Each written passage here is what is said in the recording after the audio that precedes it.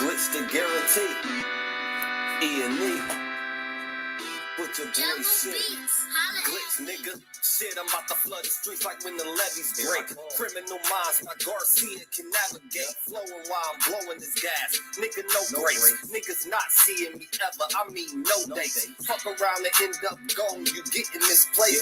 E&E, the shit that I claim. You dealing with grace. Took over the game by storm like Rain's mixtape. Thankfully, I've been up in smoke like my mixtape. Counting cheddar shit, I'm about to make a grilled cheese. Niggas be faker than bad bitches with good weeds. On my John Wick shit like Keanu Reeves. Replacements won't be enough, you need the whole team. I've been a G since I could finish my ABCs. Kept it a buck so real niggas look up to me. This butcher boy shit get crazy when it's sick of me. I'm coughing out these dope bars till they sick of me. Can't get rid of me, still can't find a remedy. Still blowing palmers, if it comes to Hennessy. E&E, we own our shit independently. When I go out on the limb, I take extremities. I can see right through transparency. Heard they self-esteem low, insecurities. Now or never, like glitch the guarantee. What's the recipe? King L's Reflection 3. All these chapters in my life, you can turn a page. Books can't tell you my story, gotta live a day. Glitch got my back, yeah, you can copy that. Man, we control the seat, you can copy that. Leave your whole state red like Republicans. Put fire on a track, now it's bubbling. Put your boys E&E, you in trouble, kid. Add first 100 mil, you can double. Let's go. All the hustlers getting money, let it show. Automatic, nigga, how we get the dough. If it ain't paper, then we probably gotta go. Put your boy shit, nigga, let's go. All the hustlers getting money, let it show. It's automatic, nigga, how we get the dough. If it ain't paper, then we probably gotta go. Put your boy shit, nigga, let's go. Blow sick, corona, jealous in the motherfucker. Can't even take a step, that's how far I trust you. This black boy turned to shining king under pressure. West side fat jacks, I took more to measure. Shake the extras, that's business starter feed. Street blues, what I talk, royal blood flowing free. Power on my mind, knows the gang is kind. Read between the lines, it was in my eye. If they ain't got real lines, it ain't hard to spot a counterfeit. Undefeated, ultra real, burn gully mountain shit. Couple hot shots, turn on the frozen margaritas. Even better when it's served with some flawless features. Next year they gotta pay for these flawless features. Flawless victories from the flaws that they teach us. Now my flow imitate how I board the plane non-stop. The little J gon' take over with my time side. Yeah, I get right to it. My nigga, we beg your pardon. We putting niggas back in boxes. Yeah, they need pardon. My flow be retarded. Sick, I need hella help. My groove came back. This must be how Stella felt. We just started kicking it like a yellow belt. We all made it to the pros. This is how LaMelo felt. You better yell out help. Here comes the double team. You catch me in the spot, then you know that the boy is clean. The Louis V look mean with the magazine. So if you try it, you get shot. No vaccine. If you was asleep before I came, then I'm the caffeine. I pull the jokers out the deck. Yeah, there ain't no laughing. In CEO fashion, we sticking to the business. Wouldn't even let a vegan knock me off my chicken. Something about the BBS when the sun is hitting. Should be flashing like the lights when you getting Let's go. All the hustlers getting money, let it show. It's automatic, nigga, how we get the dough. If it ain't paper, then we probably gotta go. Put your boy shit, nigga, let's go. All the hustlers getting money, let it show. It's automatic, nigga, how we get the dough. If it ain't paper, then we probably gotta go. Put your boy shit, nigga, let's go. Yeah. What up? You already know it's the man about town, Virgil, aka Stats with the facts, man. And y'all already know, man, it's Sunday night, Spiritual Root Sundays. You already know, man. You already know what's going on tonight. What's good with y'all, man? How y'all doing today, this beautiful Sunday? You already know what it is, man. How's everybody doing this evening? I hope y'all ready for another powerful teaching. You did. What's going on with everybody, man?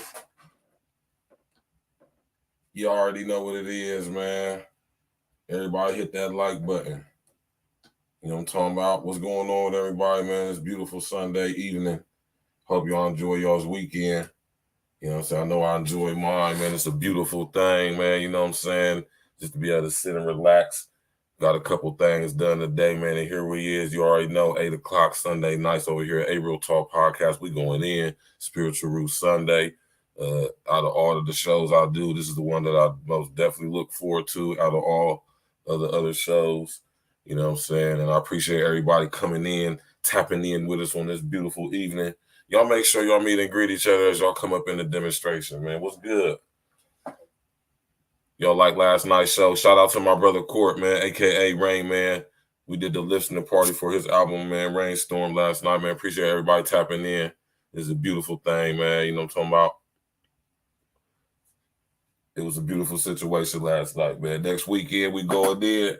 You know what I'm talking about? It's going to be for me. Next weekend, we going in. E&E Saturdays, listening party for your boy right here, man, your guy, man. Stacks with the Facts, Virgil Berry. We listening to my album, The Real Contenders, man. So make sure y'all tap in for that next Saturday. We going in, man. You know what I'm saying? This is a topic right here, extended from last week. You know what I'm saying? And this is something my dad wanted to go in on. So, you know, I pretty much just, you know what I'm saying, follow his lead. You know what I'm talking about? And we're going to get into it. How everybody doing tonight, man? What's going on with y'all? How y'all feel it? You know what I'm saying? What's going on? And appreciate everybody coming out tonight, man. We about to get into it, man. It's going to be a beautiful teacher tonight. You know what I'm saying? We're going to get into a lot of things, you know what I'm saying, we're going to get into. Because, you know, when it comes to money, you know what I'm saying, it's a lot of things that get confused. You know, it's just a lot of things that get mixed up. You know what I'm saying? A lot of people don't have a full over, inner, outer understanding. You know what I'm saying?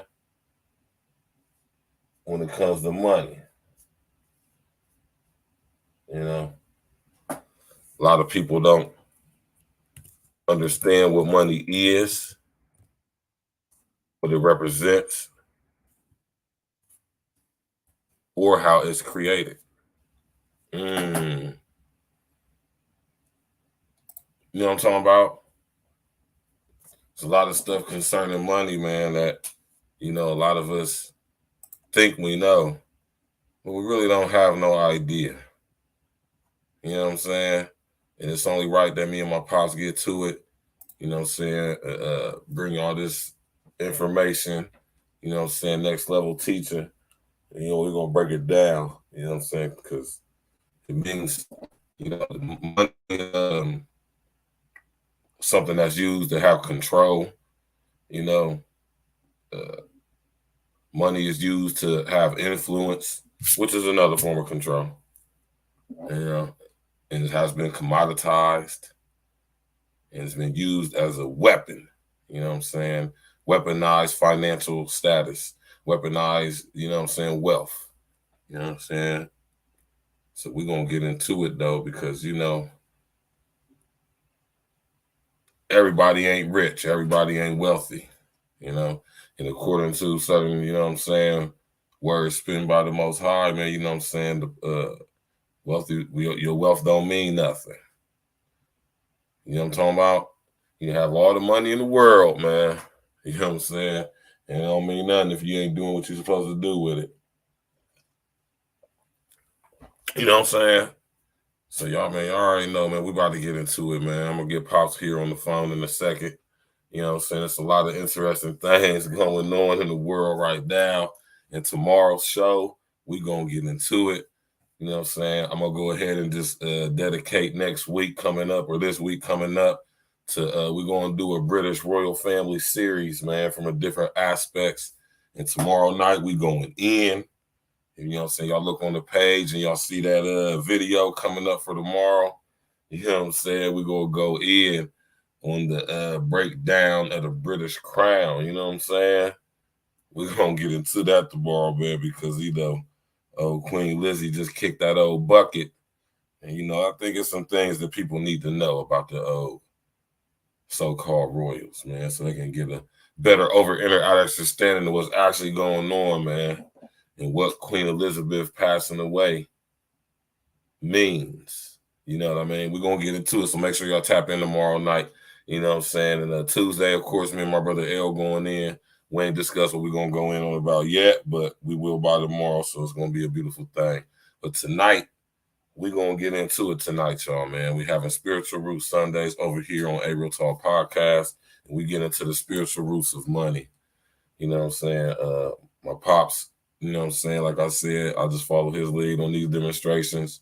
You know what I'm saying? You know, and he take him wherever his spirit take him. You know what I'm saying? We going to bring some revelation on some things to y'all. You know what I'm saying? Hopefully bring some clarity and some over inner understanding. You definitely going to hardly hear something you ain't never heard tonight. You know what I'm saying? Because we doing that NLT. You hear me? NLT, man. Next level teaching, man. You feel me? So, yeah, man, tap in and walk with us, though. How everybody doing tonight, man? You know, it's Sunday evening. Y'all know how we do it over here on A Real Talk Podcast, Spiritual Roots Sundays, man. Everybody tap in. You know what I'm saying? Meet and greet as you come into the demonstration. You know what I'm saying? Appreciate everybody coming out tonight. I really do. Me and my pops really appreciate it. You know what I'm saying? Y'all could be anywhere in the world on y'all Sunday evening. You know, people got to get prepared for their work week coming up this week, tomorrow. You know what I'm saying? Y'all know how the Mondays can be. And I appreciate y'all tapping in with us. You know what I'm saying, on this Sunday evening when y'all could just be relaxing with your family or chilling out or whatever it is you do. You know what I'm saying? But you right here with us, man, and that's a blessing. We appreciate that. Like I said, we honor that. We cherish that. You know, so we don't take that for granted. You know what I'm saying? I don't care if it was just one person. You know what I'm saying? That's a beautiful thing right there. You know what I mean? So, yeah, man, you know what I'm saying? It's been an interesting week so far. A lot of stuff going on. You know what I'm saying? I just was, oh man, I ain't gonna bring that up, man. I'll keep that to myself, man. But YouTube is funny, man. You know what I'm saying? And one thing I can say about YouTube is that I respect and like about it is like the diversity of content that's actually on YouTube. You feel me? Like it's literally something for everybody, man. You know what I mean? And I just be seeing guys on the YouTube, man, and you know, things they be talking about, man, and you know what I mean? You got guys on here just, oh my God. Like, dude. And I know y'all like what this verse talking about, man, but nah, though, man, this nigga Hassan Campbell is live. I don't know if he might be still alive right now. I don't know, but this dude, man, he in here talking about being in the joint and guys having lubing up and sticking knives in their butt on the VI floor. And dude, pause, man. Just pause, man. I'm sorry I saw that before I even started this video, man, because, you know, I see certain stuff and I don't click on it, but something just compelled me to click on this guy's live. And when I listened to what he was talking about, I said, oh, man, pause. Let me get up out here and get myself started, man. So, you know what I'm saying, y'all, man? Nothing against, you know, go subscribe to the brother. If that's your type of content, man, go subscribe to the brother, man. You know, I ain't no hater, man. You know, y'all grown. Y'all can make your own decision on who y'all want to listen to and who y'all choose to listen to. You know what I'm talking about? But over here at A Real Talk on Sundays, we definitely get into the spiritual roots. You know, so I got to make sure I got me some a nice amount of water over here because, you know, on Spiritual Roots Sundays, man, we be going there. And I got to make sure I keep my water on deck because, you know what I'm saying, this stuff can get serious over here. You know what I mean? So like I said, I appreciate y'all tapping in with us, man. It's a beautiful thing, man. You know what I mean? It's a beautiful thing. Spiritual Roots Sunday, Spiritual Roots of Money. You know what I mean? We about to go in. We're going to go grab the jack. You know what I'm saying? So I can call Pop Squally up. Get him on the horn. And y'all know we about to go in, man. How y'all like that rainstorm last night, man? You know what I'm saying? How y'all like that rainstorm last night, man? That was a nice demo. Hold on real quick. Let me get Pops on the phone.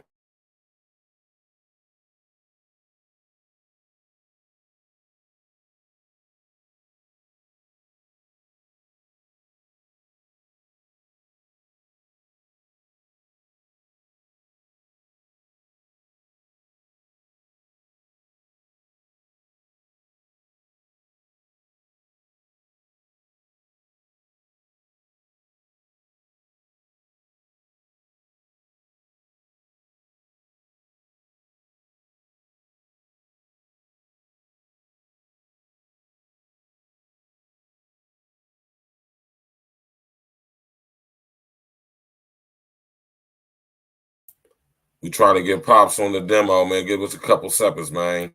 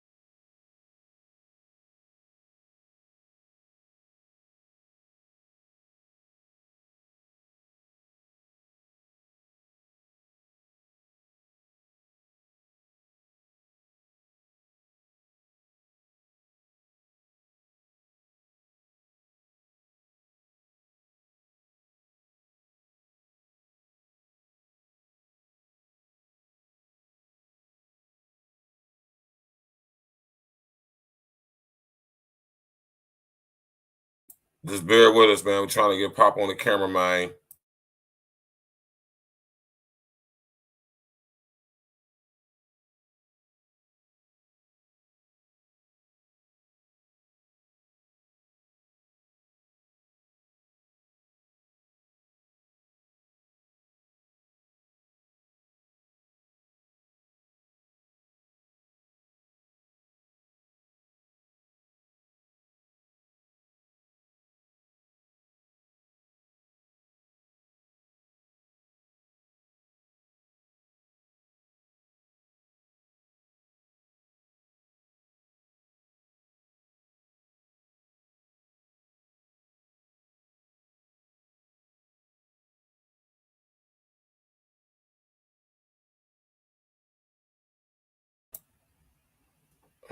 We trying to get him on the screen, y'all, man. Hold on, just a couple more. Just bear with us.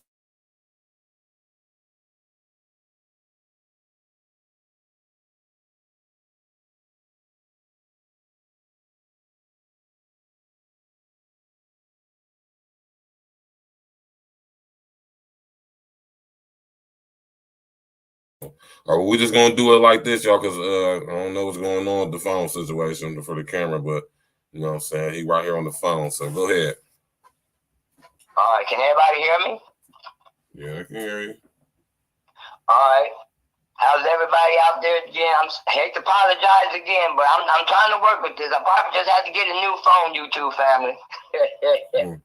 Had to get a new phone so I'll be able to come in and we can see face to face each other. But how everyone doing this Sunday evening? I hope everyone is blessed. Hope everyone is doing all right. I hope your week went well. And hope the week that's coming, it will be just even more prosperous for you and beneficial for you, and that you have a good week coming ahead. Our Sunday podcast tonight is what me and my son had talked about doing last week, getting more into the spiritual roots of all evil. That'll be our topic for the night. Our subject is for the love of money, like my son was putting a little emphasis on it earlier. About the system of man and money and the part that money plays and the importance of money and what money does and what money is. And we're going to get to the root of all of it. Yes, message tonight is you can't serve two masters, or you will behold to one and be unfaithful to the other. start off in 1 Timothy 6:10. Of course, I have my scriptures as usual. But like I said, we always go back to the beginning of everything, and that's in Genesis 2:17, when it speaks about in the Garden of Eden.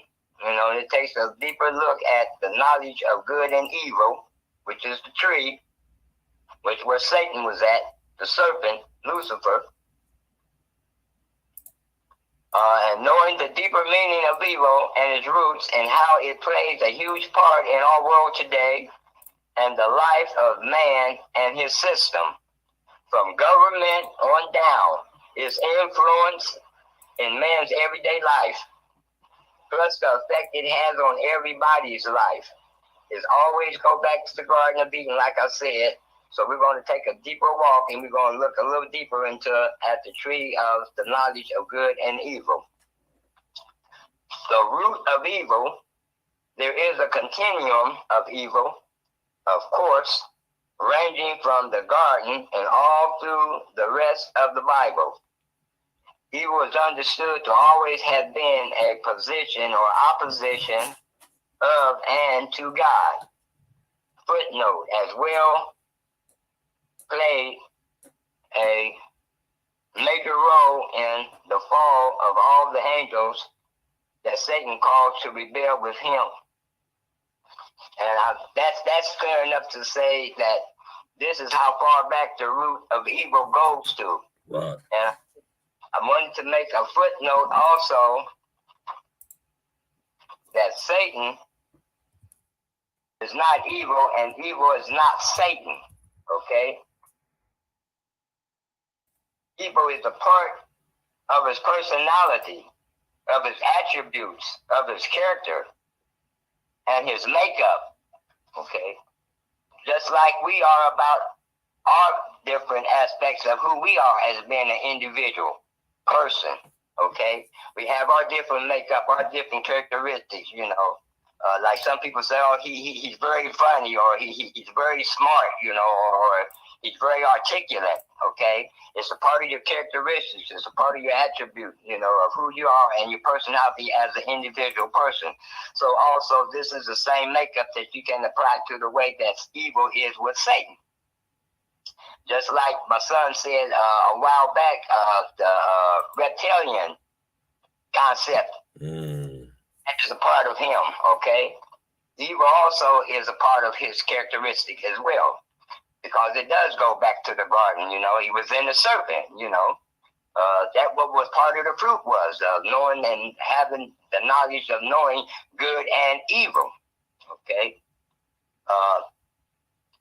Gives you the concept of understanding how things work in this system of man through evil and what evil does, you know, and the roots of evil, you know. It stems way back to the garden, you know, to where that it affects the whole system of man, you know, the whole economical, the whole economy, the whole structure of man, you know. It's all built up off of that. That's one of the points that it was saying when you look at it in 1 Timothy 6:10, that for the love of money. See, a lot of people always misquote that scripture. They always say money is the root of all evil. See, but see, they leave out the word for the love of it. Okay, there's nothing sinful about money. There's nothing really negative or wrong or bad about money. Okay, money is an inanimate object. You know what I'm saying? It's a substance. You know, it has no heart. It has no brains. It doesn't think. It doesn't have thoughts or feelings or emotions. So it's a tangible thing, you know. But what man has done was he took that and he turned it into a living beast, okay, among his own system, you know. And because Jesus knew that because of the natural and the physical, tangible things of man, that he was so caught up into it, that he also refers to it as the riches, you know, of this world, you know, the things that are important to you, you know, that you put, you know, great emphasis on, that is more important to you. And he was just saying how that he noticed even in his day with the rich young ruler, that he had came up to Jesus and was asking him about how can he inherit eternal life. And Jesus said, well, first of all, you have to follow the 10 Commandments. You have to love thy God with all thy heart, with all thy soul, with all thy might. You have to honor thy mother and thy father. And he went through the list of what all he had to do. And the young man said, well, all this I have done from my youth up. But Jesus said, well, all right. Next step for you to do in order to follow me and inherit the kingdom of heaven, he said, go and disperse of all your goods, your wealth. He was a very rich young man. It said that he walked away, turned his back on Jesus, hung his head down, and walked away sadly. That he chose his wealth over the kingdom of heaven, over salvation, over inheriting the kingdom of heaven. That was more important to him than it was to walk and follow Jesus, that he wasn't really to give all of it. And Jesus didn't tell him just to give it away. He said, go sell all what you have. So you can still prosper from it if you choose to, you know. But show me that that's not more important to you than it is following me and wanting to be into the kingdom of heaven. Wow. And he go ahead. You want to say something? No, I was just saying, right, go ahead. You got it. So he made his choice. He chose to keep his wealth. Then that's when Jesus said that it is harder for a rich man to enter into the kingdom of heaven. Now listen to the comparison, YouTube family, that Jesus made when he told this young rich man this.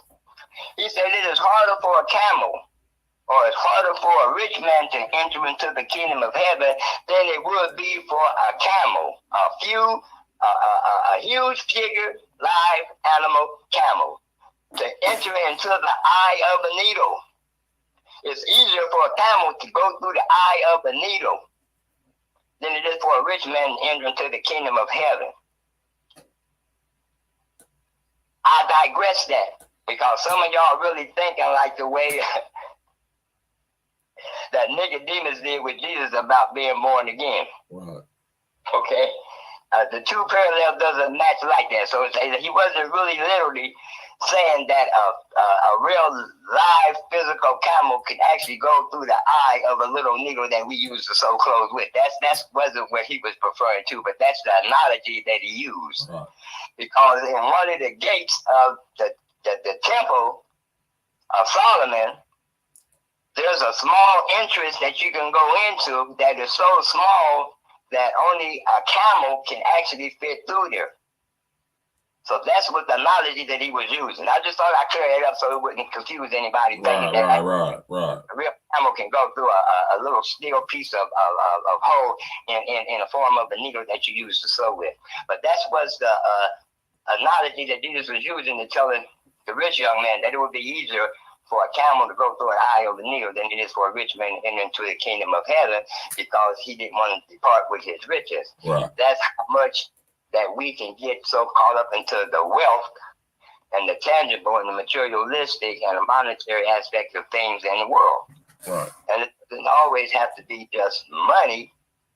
It could be anything that you hold true to your heart. You know, it could be your automobile, it could be your house. You know, it can even be your children. It could be your wife. It could be your girlfriend. Your career. You know? Your career.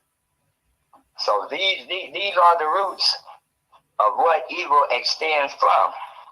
Right. And let me read some of my notes here, because I got a lot of notes here. Right. Hit that like button, y'all. We going in, man. Spiritual Roots Sundays with my pops, man. We going in. Spiritual roots of money, man. We going in. Tap in. Okay, the spiritual roots of all evil. Satan, in the New Testament, the Greek word ponderous, let's see, P-O-N-E-R-O-S, ponderous, is used to indicate unsuitability, while chaos, K-A-K-O-S, used to refer to opposition to God in the human realm of man. We tend to think that the great sin is the thing that is done, but God says that the great evil is the attitude of the heart at the root of the act which stems from evil. Right. Now, let me read that again. We tend to think that the great sin is the thing that is done, which is whatever the sin that is that you do. We think that is great of the sin, is what we do. Right. Okay. But what it is God looks at it and he says that the great is that from the great of the evil. Right. That is in the attitude of the heart. Right. See, whatever some man thinketh in his heart, that's also shall what he is. Right? That's scriptures. And that is the root of the act, which stems from evil. Okay? Right. Roots. The meaning of roots is the usual underground part, and I said this before, as a seed. I mentioned seed before. Okay? And plant a body that originates from it. Okay? Based on or sources of everything that comes forth from it. Right. Okay.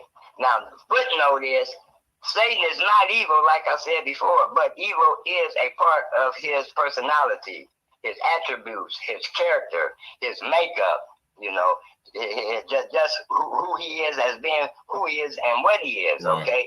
Yeah. Same way as we are as far as with our language, how we talk and how we speak, you know, it's just a part of us, you know, the way we think, I know how we feel, you know. Right. That's basically how Satan functions with using evil that is in him. See what I'm saying? See, evil is a spirit. Right. You know, it's not so much of the manifestation of a person in flesh and blood, but it's a spirit, just like death. Right. You know, there are many things that are in our earth that what we have attributes of, you know, and characteristics of, like my son said, it stems from the reptilian aspect of what is in man from what happened in the garden, right, back in the Garden of Eden. That's also is a part of us too, you know, and we have a choice to either choose to either do right or to do wrong. The choice is yours. Going a little bit farther here. Right, take your time. Okay. Now, looking back and going to a little bit deeper about from the tree of the Garden of Eden is that Satan knew once he was able to get Eve and Adam to partake of that fruit, that their eyes would be open, that they would be knowing and having the knowledge of knowing good and evil. See, they already had good in them because when God made them, God said everything that he made, he looked at it and he said, yes, and it's good. But it was the evil aspect of what Satan wanted to wake up and to revive and to make known to Adam and Eve how to use evil and how evil will work in them. Right. Okay. And another thing is when he took Jesus up on the mountain and tempted him, saying that all power was given to me to have power. He said the power of God was given to him to have power over all the things that was in the world and of the world. Right. It was given unto me to give to whomever I choose to give it to. You know, and he showed all that to Jesus in a moment's time. You know, and I asked the Holy Spirit, well, what was it that he showed Jesus in a moment's time? When back in Jesus' day, there wasn't a whole lot that what was going on that man had actually came about to produce and make in the earth yet at that time. So what was it that he showed him? He showed him things futuristic. Right. He showed him things that were soon to become to be, you know, that what was in his possession, what was in his power, that he could give man, you know, because like I said once before, all Satan wanted was worship. That's what he told Jesus. He said, all these things I had that I give it to whomever I choose to give it to. So I guess he showed him all the wealth and the things of the world that he could have and possess, materialistic things. Right. If you just bow down and worship me. That's what it says in Genesis again, when God told the serpent, I will put an enemy between thy seed and thy woman's seed. Thy seed shall crush thy seed's head, but your seed shall bruise my seed's heel. Right. Well, it shows you it came to pass because Satan do have brain damage. How are you going to tempt God and tell him, the one that made you and created everything else, that you show him all the materialistic things and everything that was of the world was in, that power is given to you to have power to give whoever you choose to? What else could he have to offer to give Jesus? Right. First of all, what did he have to offer to give Jesus? The thing that was of the world. So what could it have been that he had showed him in a moment's time? All the materialistic wealth of things in the earth that was man to this day fight and kill over. Right. Okay? Wealth, position, authority. But Christ had all that. Right. Jesus said he left his kingdom. Mm-hmm. He in other words, he belittled himself. Right. And lowered himself. It's the scriptures too. He lowered himself to become even less than an angel. An angel was in more position than what he was at that time, where he left, considering who he was and where he was at before he came down here in earth. Right.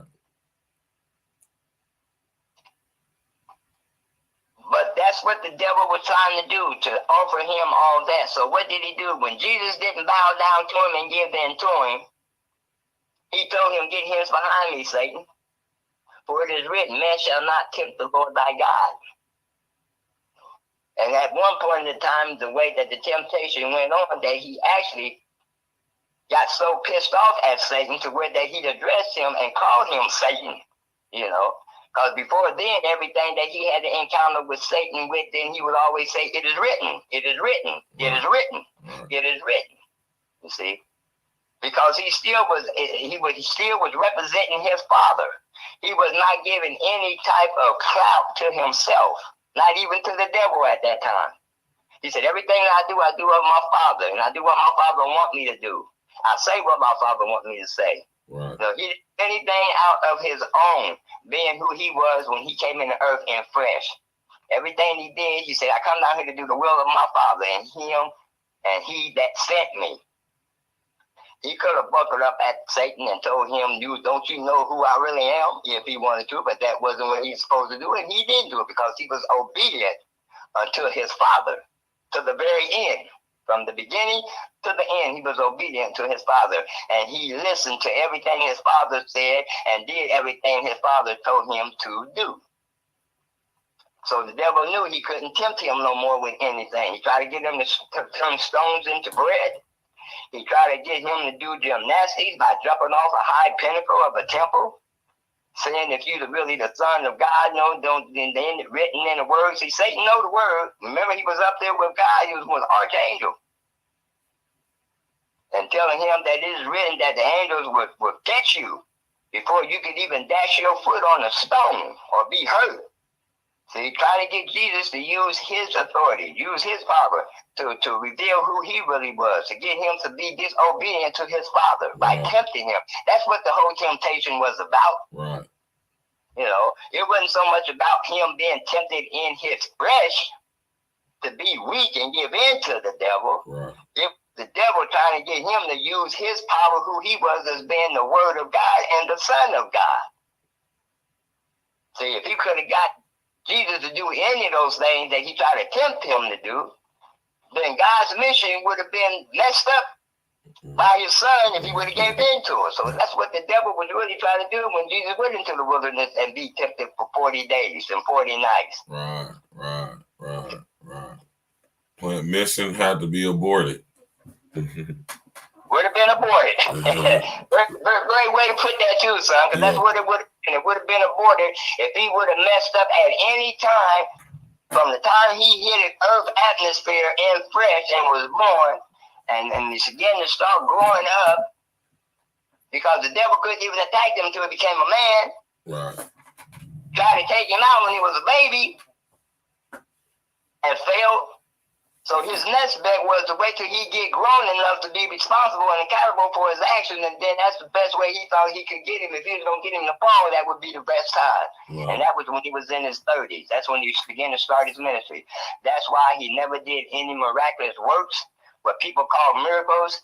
Jesus never did no miracles himself. That's what the people looked at it as being a miracle, because it was outside the boundary and the realm of natural things. Okay? Right. So became supernatural when he did things. They call them miracles. He just simply called them the works of God. Right. And manifesting his power through the Holy Spirit that he had to do those things. Right. Raising the dead, healing the sick, opening the eyes of the blind, walking on water. See, he didn't do none of those things until after he had permission from his father. His mother tried to get him to turn water into wine at the wedding festival of family members, and a guest that he was invited to. And he asked the woman, "Well, my time is not yet. Asking me of these things, it's not yet my time." And he haven't heard from his father to be able to do those things. Right. But the reason why he ended up doing that, changing the water into wine, because it says, "Honor thy mother and thy father, Right. and thy days shall be long on the earth." Right. So he only did that out of respect of his mother and for his mother. Why he did turn the water into wine. Footnote, just for you out there to just want to know. Talk to him. Okay. Talk to him. So let's get to the spiritual roots of this money, man, because you know this is a mighty web right here. But go ahead and finish doing what you're doing, laying that old foundation, man. Okay. All right. See, I'm breaking each one of them down from the way that the scripture is. For the love of money Right. is the root of all evil. Right. So I'm explaining what the evil is to get you a deeper understanding of that. Right. Then I'm working on now what roots are. Okay, so you know what root is. Right. Okay. It's not working some magic or some witchcraft on somebody. Right. Okay, them ain't the roots that I'm talking about. Right. Right. The root I'm talking about is where evil comes from, the root of it. Right. Okay. And after giving a more understanding of that, then I can move on to my next part of this, because it's like in 3 or 4 parts. Right. So what the scripture says, you know, the spiritual root for the love of money, you know, and you have to understand each one of it. Right. So I have my notes down so I can follow it in steps like that to give you a deeper understanding of what I'm talking about. Right. I'm covered all. We're going to get to it. Right. Let's go. Break it down. Walk them down slow. Gotta lay that foundation, man. Got to lay the foundation. All right, now, what we're going to deal with now is when it says, for the love. Right. Okay. Love. There's 2 types of love and meaning of love. There's phileo love, which is, in the Greek word, it refers to like a friendship love or emotional love for or toward another person, a human feeling, or better yet, a fleshly love or physical love, sexually, or a strong or even a deep love of feelings for or about, you know, a cause or a source or a reason pertaining to materialistic, tangible, or substance. Okay. All this can fall up under the category of having something to do with love. Okay. Now, phileo love, I like to refer to it as this fleshly love, as human love. Okay. That's where you get your emotions from, you know, feelings towards a person. Or, you know, people love their cars. People love their houses, you know. So it ain't just people that you can love, you know what I'm saying? But what kind of love is that? Okay. Is it godly love? Is what we call agape love? That's the second type of love. Agape love. The first one was phileo love, which is fleshly love, human love, okay? And it deals and it works and it operates out of your emotions.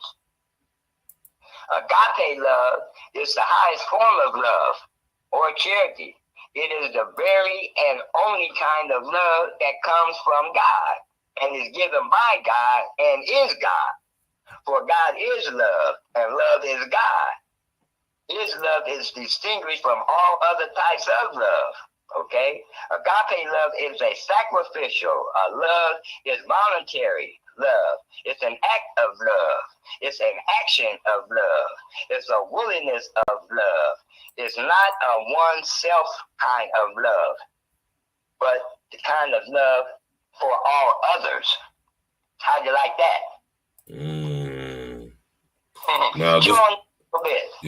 Now, just to add to that, I just came across this, right? You know, in the Bible, it talks about 4 types of love, right? You know what I'm saying? Storage, philia, what my pops just was talking about, eros, and agape. Right. Now, there's a book that came out on this, written by C.S. Lewis. Right. Now, if y'all know who C.S. Lewis is, he also is the author, right, of a very famous novel series that we know as The Chronicles of Narnia, or The Lion, the Witch, and the Wardrobe, right? Now, C.S. Lewis, and this could be a whole nother show for a whole nother. C.S. Lewis was definitely involved with a lot of stuff nefariously, you know what I'm saying, and using, you know what I'm saying, basically using an inversion of the scriptures, man, to create this Chronicles of Narnia series. Dad, you familiar with this right here?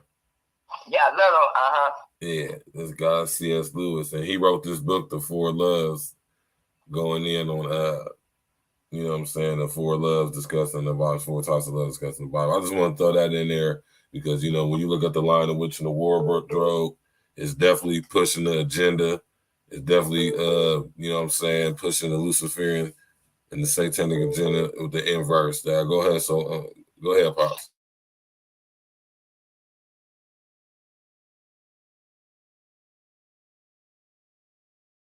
Message was. Let me go back real quick to let you know. My topic was the spiritual.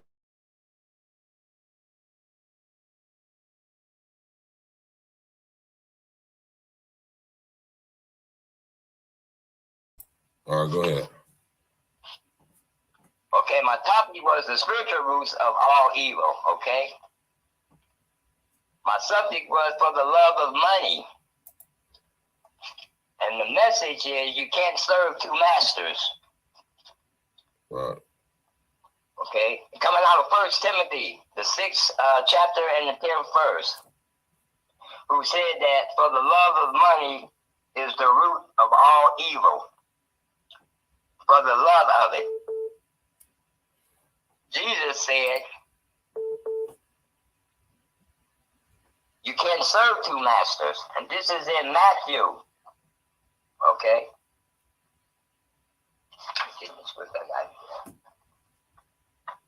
Okay, it's in Matthew chapter 6, verse 24. This is coming out of the mouth of Jesus.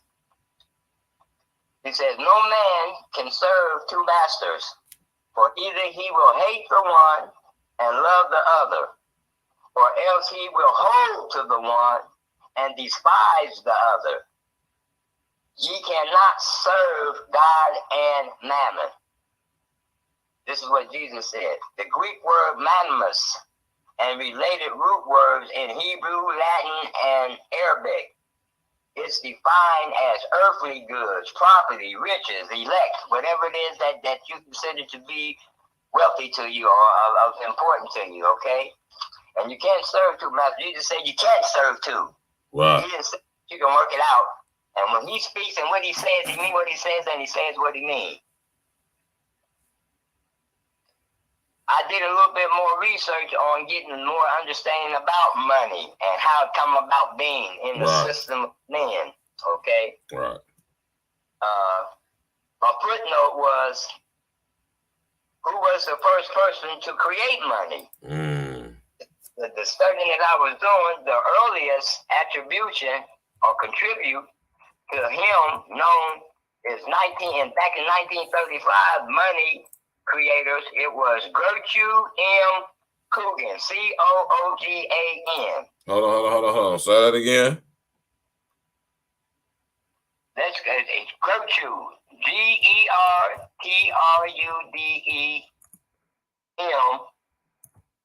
Coogan, Coogan.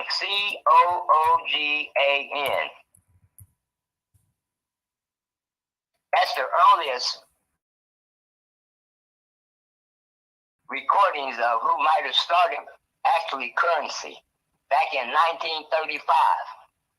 Okay, it was him that was known to actually start monetary or currency. Now, we already know back in the old days that they used what they call bartering or barter. You know, they didn't actually have money like the way we have it today. So what they did was that whatever that they had, if one person needed something that the other person had, and the other person had something that the other person needed, then they would just agree, exchange, then switch. You know, if I had a cow and you had some hay, and if I needed some hay for my cow, you know, and you needed some milk, you know, then I would take my cow's milk and give it to you, and you would give me hay. See, that was called bartering, okay? That was the form of monetary exchanging, and that's how people exchange and pay for different things that they wanted from other people, the services that other people would give other people, because money had not yet been created or made by man, for man, through man, with man. See? So that's how it started out, and then as man began to grow and multiply in the earth, then they began to start being more and more. And then also you have to realize this is when the roots of evil began to start manifesting and doing this thing through men, okay, in the earth. Now before that, it was said, let us control the money of a nation, and we care not who makes its laws. Was said to be a maxim, MAXIM, of the house. And my son, you hit on this before, and I know you get ready to pop when I tell you this, a house of Rothschilds. Hold on, Pops. See, this is, hold on real quick, Pops. Hold on. Now, listen.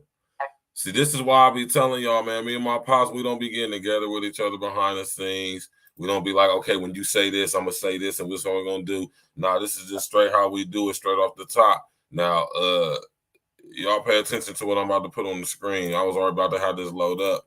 And I'm through you, son, but go ahead. You know what I'm saying? And my Pops spoke it up before I could even say something. But this is who we need to be focusing on right here, because these are the descendants of those who were claimed to be Jews, but really are the synagogue of Satan. You know what I'm saying? When my man Yeshua went through them temples, flipping over the tables, these are the Sanhedrin, man. These are the descendants of them Khazarian demons, man. I'll be talking to y'all about right here, man. You know what I'm talking about? This guy right here. Go ahead, Pops. Hello? Hello? I hear you. I had to say excuse. I thought you were still talking. But go ahead. Yeah, I was saying, go ahead. Oh, okay. Yeah, okay. That was just a little scratch on the surface of that. I'm going to feed y'all some more. Right. Okay. Or even more vaguely, of the money lender of the old world. It was, you want to look this up, Mayer, Mayer. It's already on the screen, Pops. Virgil Rothschild. He was a banker. You have that on your about him, son? Yeah. Okay. That's what I was saying when you stepped away for a second. I was saying I'll be trying to sit here and tell them, man, we don't be doing no rehorsing or none of that stuff. You know what I'm saying? Can you hear me? Yeah, I hear you. But you know it was a whole bunch of Rothschilds now. Yeah, I know. I know. But I'm just saying, this guy right here, Mayer Rothschild, right? This guy right here, Rothschild, he is the reason why we have the current system that we have right now. At first, their name was Bauer. And this is a whole nother, we can go, this going in on this family is a whole nother, that's a whole nother topic, a whole nother show. But they, for generations of them. Yeah. Okay, all right. I follow you. All right. Yeah, they these are the descendants of the Sanhedrin. These are their descendants, man. They the descendants of the people who started the Khazarian Empire. You know what I'm saying? And the Rothschilds, along with other families, were part of it too. Okay. All right. Shout out to Lance Parker in the building, man. Go ahead, Pops. All right. Okay. Another footnote. I did some more researching today, and the 10 largest banks in the world. There are 10 largest banks in the world. All right. This is all coming back from your money sources. This is all still about money. My sources come from WIKI, that's WIKImedia.org. Okay. The Industrial and Commercial Bank of China is the largest bank in the world, standing above all others in both assets and customers base. The so you might want to pull this up, the ICBC is in the Chinese Big Four. Okay. Footnote, total global assets climbed to a total of $124 trillion in 2018. Hold on real quick, Pops. Hold on. Say the name of the company again. It's ICBC. This is the largest Chinese. It's called the Big Four. But the biggest industrial and commercial bank of China is the largest bank in the world. The ICBC Bank? Yeah. ICBC.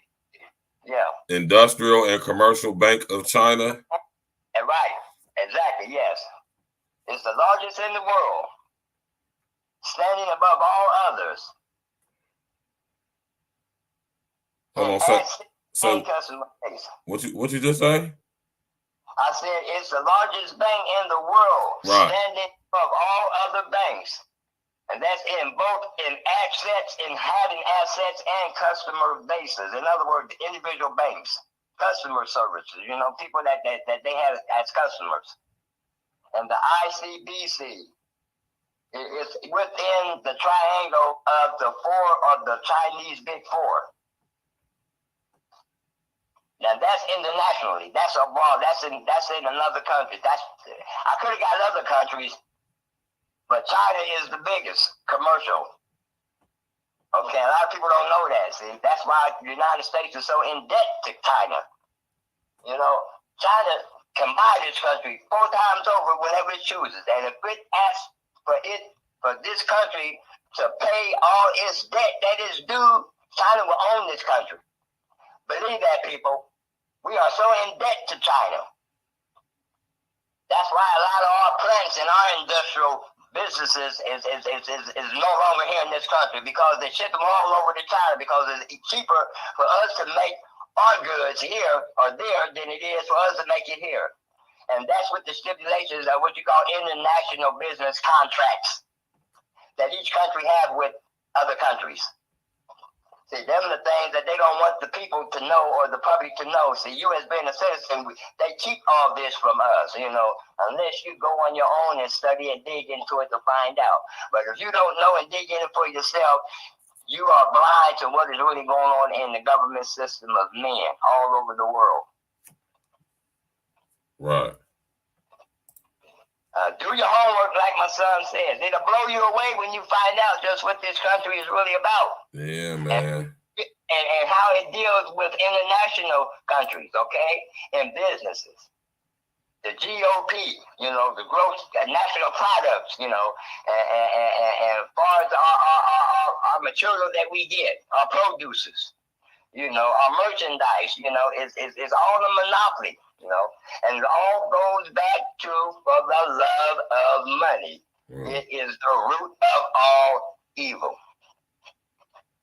Despise what man do for the love of money. Not so much for money, but because of the love of it.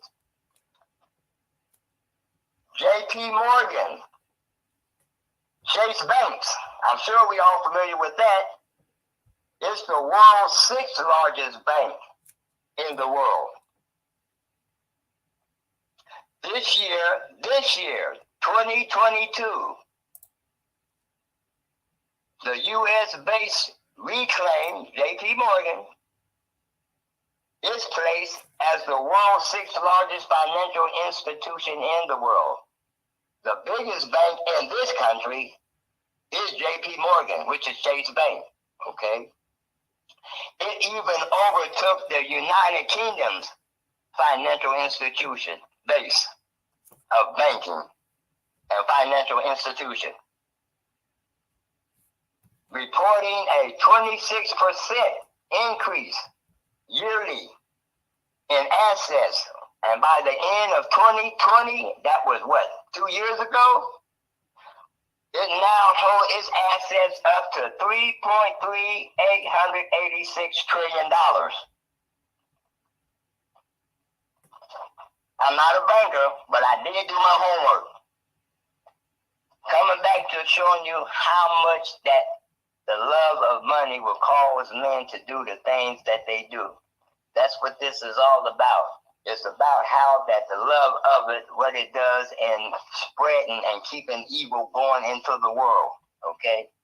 This is why you have so much crime going on in the world, so many killings, you know. Anytime a human life becomes less important to you than $10 or $15, it's sad. It shows you the spiritual roots of evil. Once again, like I said, which comes back to our very podcast, is the crime and the violence a man has and does towards man and against his fellow man, all for the love of money. There's nothing that don't go on that has to do with crime or violence that money is not attached to in some kind of way, form, shape, or fashion. And it breaks my heart that life is being taken because of materialistic things that come and go, and it's not even worth it. That you take a human life now is less important than anything else that people have and what they put forth or what's important to them or what's precious or valuable to them. That's the wickedness and the evilness of the devil working in the earth through man, by man, with man, using men. This roots go all the way back to the garden. This is what I was saying. I don't need no more of my notes now because I'm free flowing right now. Right. But it does. It really hurts and breaks my heart that this world had come to a point to where that materialistic and tangible things are more important and replaces human life. You know, people get killed for not having something just as much as they get killed for having something. Right. This is sad, people. We need to wake up in the world we live in today.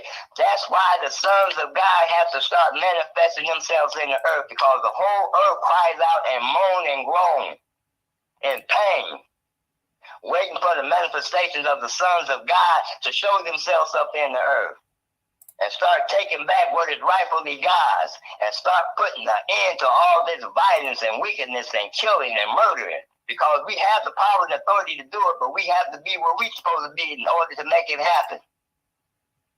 Right. I hope this just helps you look at materialistic things in a whole different way. Because if your heart is really into money like that, then you're just nothing but another instrument for the devil to use to take you astray and take you off of your path of what is invaluable to you and what's supposed to be important and what is precious and what is not precious, okay? Some people, they so caught up into the love of money. It's not so much about because it's money itself, but it's the love that they have for it. That it make you change your whole concept, your whole attitude, your whole personality, your whole character. You know. That's why so many children in our world are being lost and being taken away from us by those who are greedy and want money and love money, to where that they put poison in our children, give poison to our children. You know, everything that what does affect us, as far as what man does to his fellow man, is all behind because of the love of money. There's nothing you can't name that money is somewhere a part of it or involved in it. Right. That causes the different things that what we have to go through in the earth today, that we put so many precious, important people, our children, our families, our loved ones, even ourselves, you know, just for money, you know. And like I said, there's nothing wrong with money. Jesus never said money was a sin. Money is not a sin. Mm-hmm. But man started and created that system of where that money is so important because of his greediness, because of his love for it, you know. I mean, they would disconnect you from anything that what you already have a part to be a part of if you cannot meet the monetary aspect of it. Right. All the natural resources that is in this earth that God put here, what do? Man takes it and capitalize on it, and then sell it to his fellow man. You know, he don't have possession of the electricity, but he monopolizes on it. Mm-hmm. You know, water, all the natural resources that what we live, that we have to have in order to just survive, to maintain and function on everyday life and living. Man got in, he capitalized on it. He monopolized on it. And this is not just in our country, but this is all over the earth. That's why so many countries is going bankrupt. Because, I mean, it's enough resources on the earth that everybody can have what they're supposed to have. But because of the greed of man, you know, he wants to capitalize on it. You know, same way with this oil war that goes on in these different countries. Right. You know, I mean, each country has its own resources of what it needs, but when you begin to start selling your resources to other countries, you shorten yourself. Then when you shorten yourself, then you got to start making ends meet. That's when you steal from Paul to pay Peter. Mm-hmm. And that's what happens in this international global thing with different countries in the world, of the natural resources and the things that what we already have, that what we don't have or what we short of. You know, like I said, we should never be short of no food in this country. All this grass and dirt that we have all over this planet. Mm-hmm. There should be no starvation nowhere. But why? Because of the love of money that man has. Right. That is in heart. Right. Not the money itself, but the love of it. Exactly. You got to understand the difference between that. Now, the love of it is the reason why Yeshua went through them temples, man, in that story. And I got it on the screen right now. Y'all can see it. You know what I'm saying? And like I said, when we do the historical roots and we trace these people back, the Rothschilds, actually, really, their name is Bauer. You know what I mean? These are the descendants of the very Sanhedrin Council, all of them people from out of the Bible. They're the descendants of these people, and they continue this business to this day. It's called usury, right? Usury. Right. You know what I'm saying? It's creating a false.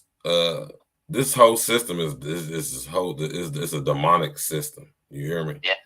You know what I'm saying? The whole entire monetary financial system is a demonic system, man. And that's the reason why, one of the main reasons why, you know what I'm saying, Yeshua came in the form he did is to break that up too.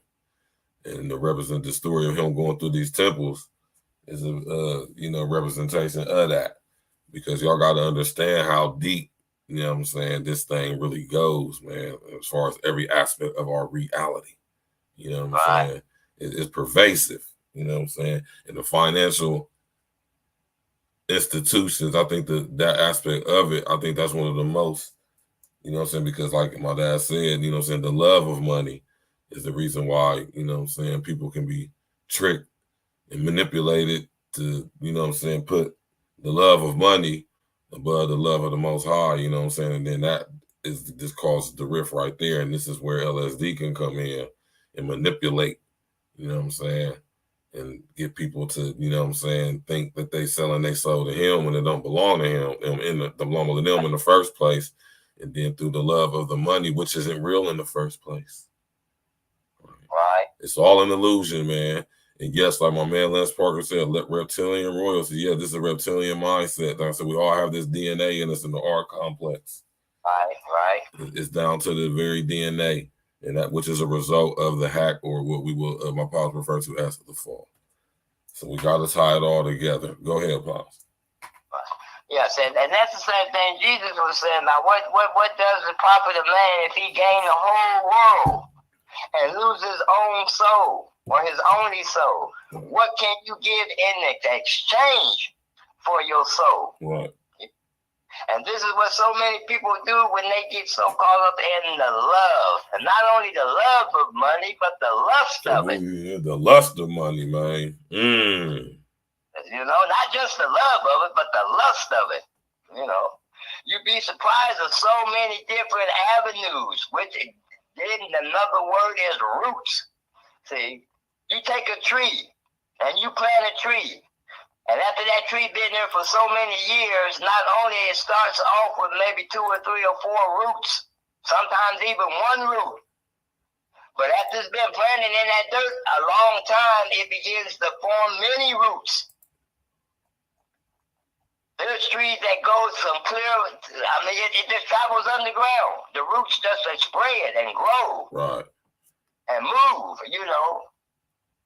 And that's the same way that the love of money does. The roots of the evil of it. That's what it does. From the... Would you say something? I said no, you was breaking up a little bit. Oh, okay. But that's what happens. That's what it stems from the love of money, you know, and the evil of it, you know, it extends and it causes other different types of roots to come forth. Lust, greed, anger, right. Hate, aggression. See, those roots Yeah. all stemming from the love of money. Mm-hmm. That it causes for people to do the things that they do to other people for it, you know. I mean, when you really think about it, that shows that that's a very powerful, strong spirit. Right. That it can cause a person to act and react and do the things that they do, all because of the love.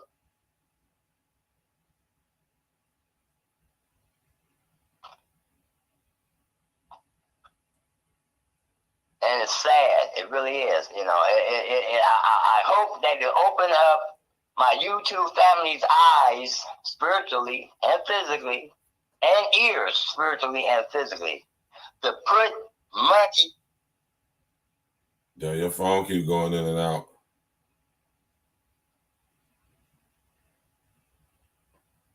Can you hear me? Your phone keep going in and out for some reason. Okay.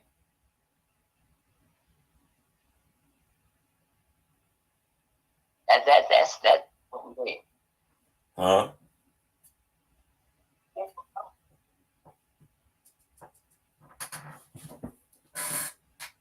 Yeah, your phone going in and out, Pops, man. Hit that like button, y'all, man. Subscribe to the page, man. Hit that bell. You know what I'm talking about? Sharing your social engineering. We going in, man. Spiritual Roots of Money with my Pops, man. Virgil Senior. We're going in. Thanks, everybody, for coming out tonight. You know what I'm talking about? Sharing your social engineering and all of that, man. Can you hear me, son? Yeah. Okay, all right. I see what I had to do to throw all that double stuff out. All right. Right. But getting back to what I was saying, that's why I'm hoping that your spiritual ears and eyes will be open to where that you can properly put money in its proper place in your life. Right. Its proper priority, okay? Because it does have its place, because we do need it in order to survive and live and maintain and function in this world. Right. But Christ did not mean for you, or God did not mean for you to take and let it control and rule you to where that it brings out the negativity and the evil aspect of what shouldn't be in you no way to make you come forth and manifest these traits, all because of money. You know, the most valuable thing should be important to you is your soul. Right. What is it that you profit and you gain everything in this world that you want? But the only thing you neglect to really put some attention to is your soul. And what is more valuable than your soul? What can you have or possess or obtain that would be more important to you than your soul? Because truly you can't take none of these things with you. Right. My oldest brother used to always say that every funeral that he had ever been to, he never seen a U-Haul truck or a Brinks truck following in the funeral procession.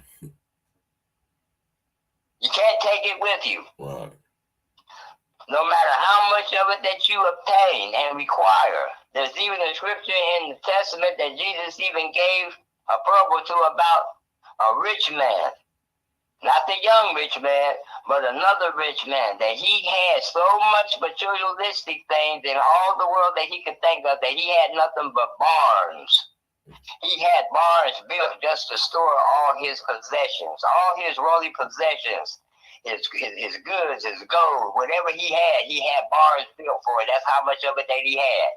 To where that God said, because of your greediness and because of you so caught up into all the material things that you have, he said, I will require your soul this night, thy fool,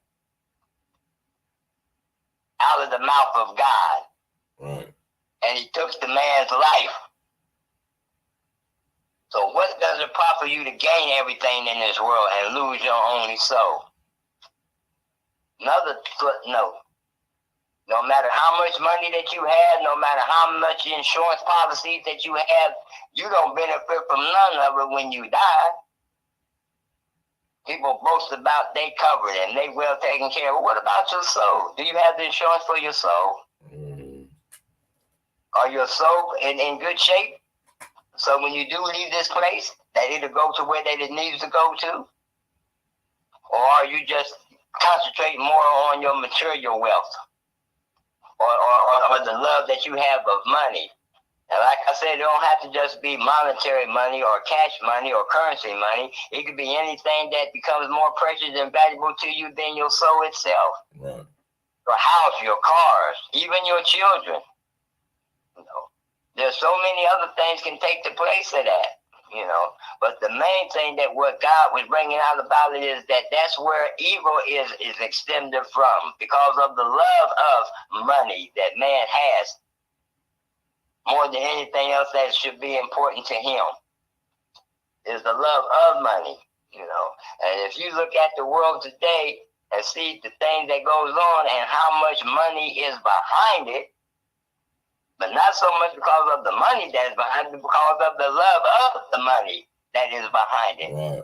Because there's a whole lot of things that what we deal with in the world today, and man among man and man against man.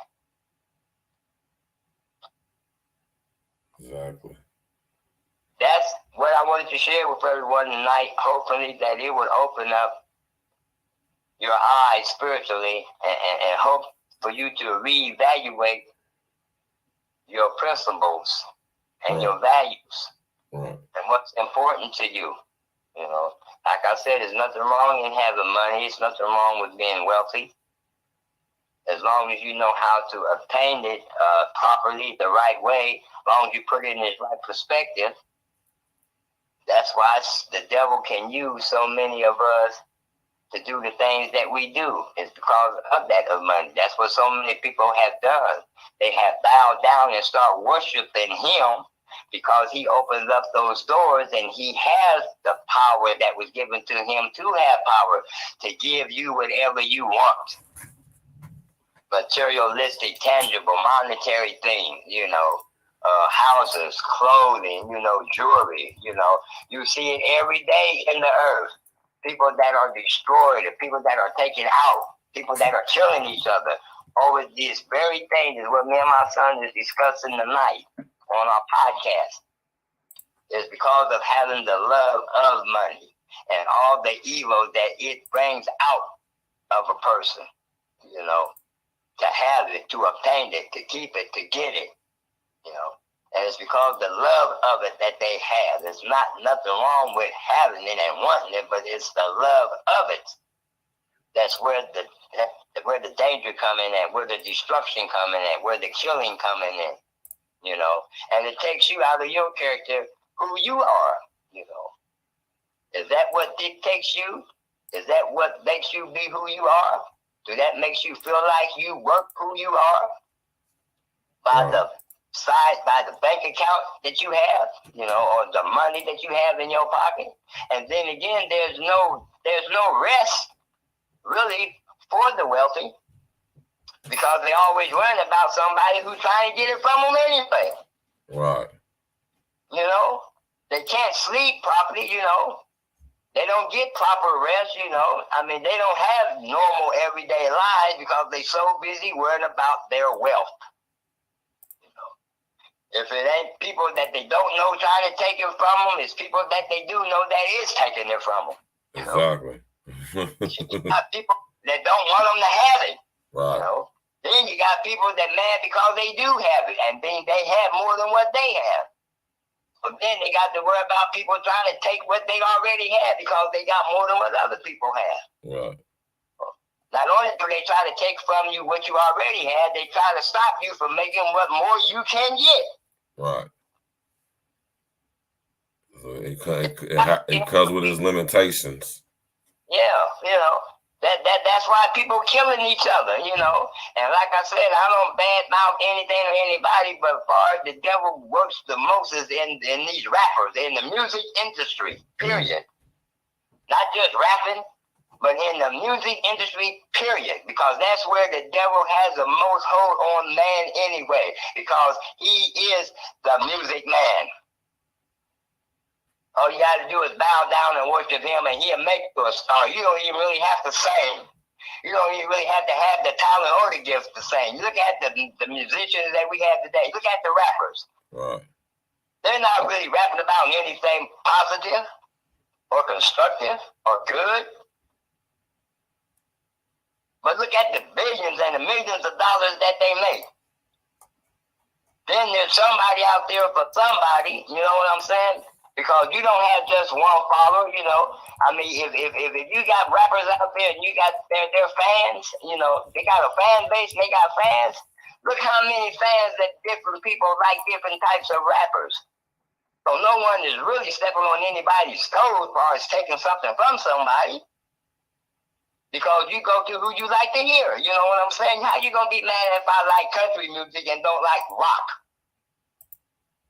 When you got people out there that like rock music, so there's no reason for me to be jealous of somebody that like rock. If that's what you like listening to, then that's on you. But I might like other types of music.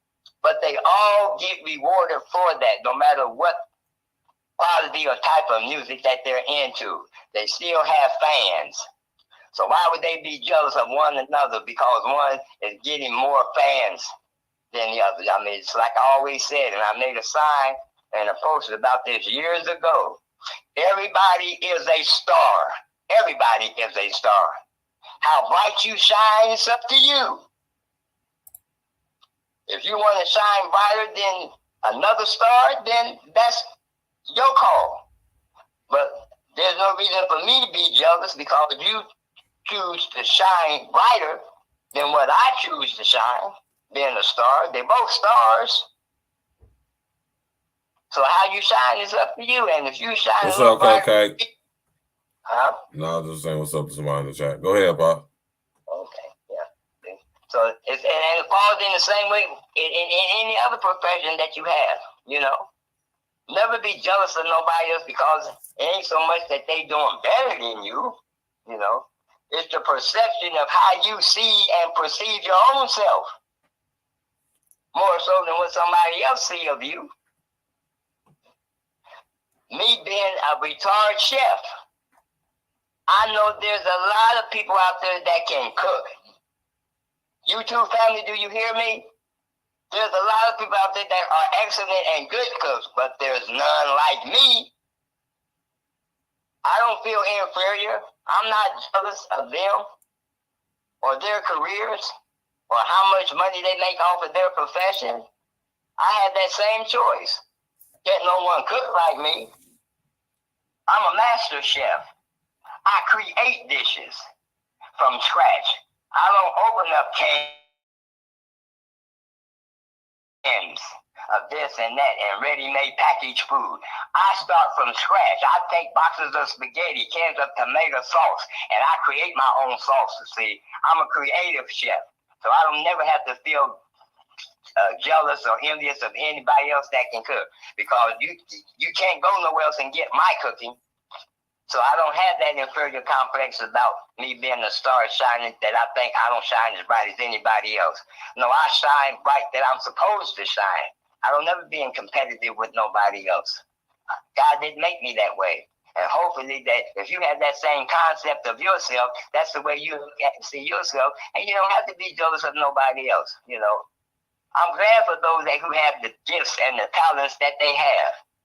You know, the more the merrier that I say, you know, that's more to contribute to the pot as a whole.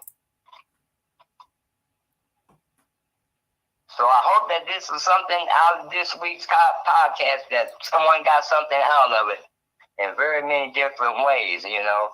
It's to help you see yourself as who you really are, and to put your priorities in perspective and your principles, you know, and what's really valuable to you and what's not, you know. And yes, it's important to have money. It's important to make money. We need that in order to live and to survive and function in this world. Right. But just put it in its right perspective, right, you know, and don't let it become so much of a love to you that it starts to give you evil roots, right, about your whole personality and your character, you know, and who you are as the person. You know, because money does change, and money will change people. Definitely will. That's a fact. We all seen it. We all done witnessed it. Now, money will do that. Yeah. The love of it will. What makes it worse when it do that is when you have the love of it. Okay? You can never, ever forget to add that because of the love of it. Okay? Because money is a powerful thing. Right. But what makes it powerful is the love that people put behind it to get and do what they wanted to do for them. Right. Other people. Right. That's what makes it evil. Right. Right. The love of money will have you doing stuff that you normally wouldn't do in certain circumstances or situations. Correct. That's right. You know what I mean? The love of money have you totally acting completely out of your natural character. Yep. You know what I'm saying? Leads you making decisions that you know what I'm saying, when you get in these situations, you regret that you even got yourself into in the first place.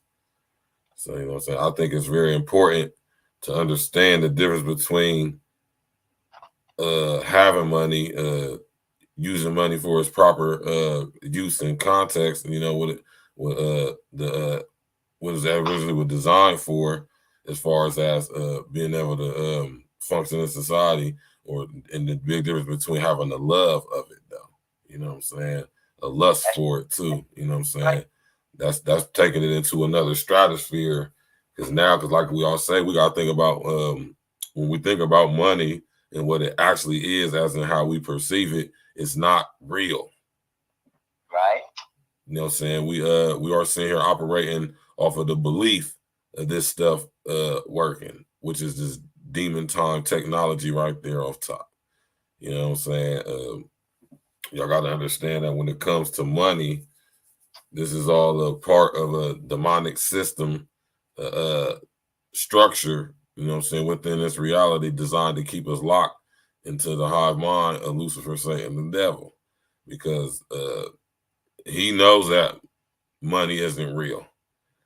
Right. He knows that it has no real value.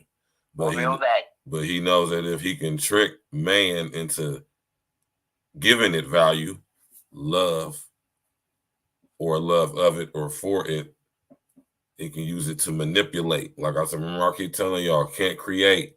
Money wasn't created. Money was formed. Exactly. Because this money was never a part of the original creation of the Most High. If y'all remember, where it say anything in the where does it say anything in the book of the beginnings about money? Never was. God said He created the heavens and the earth. He created you know what I'm saying, the separated the firmament from and all of that. But it never said anything about creating money.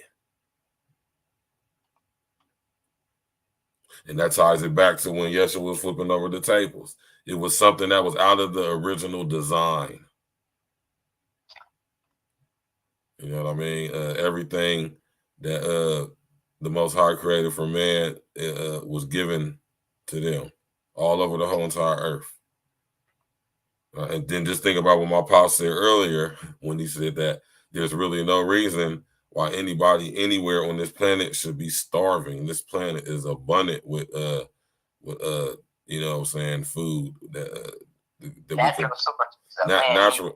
I'm talking about overabundant. Like really, like everybody on this planet could live comfortably inside of the state of Texas, man.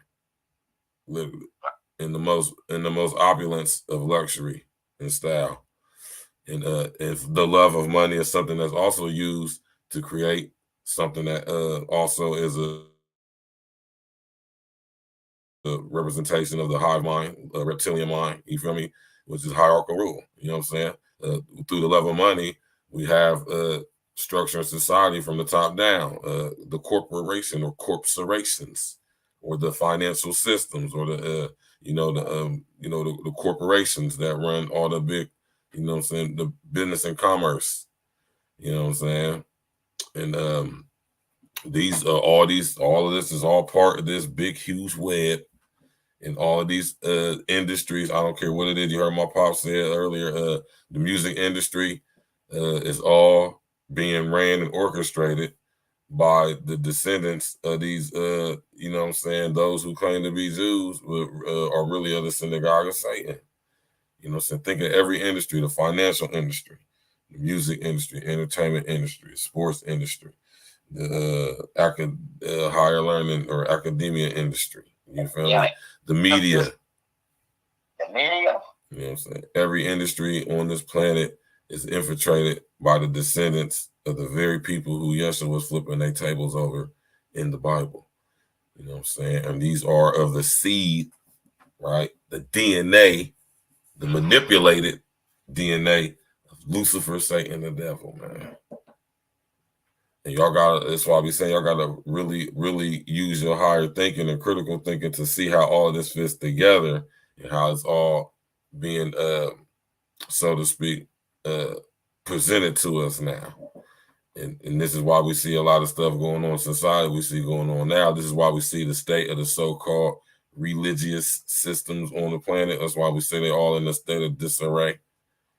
You know what I'm saying? Like I say, they through the love of money, right? Through the love of money, Lucifer said the devil has infiltrated, especially the churches, all religions, and is using religion to destroy religion to bring in the new religion.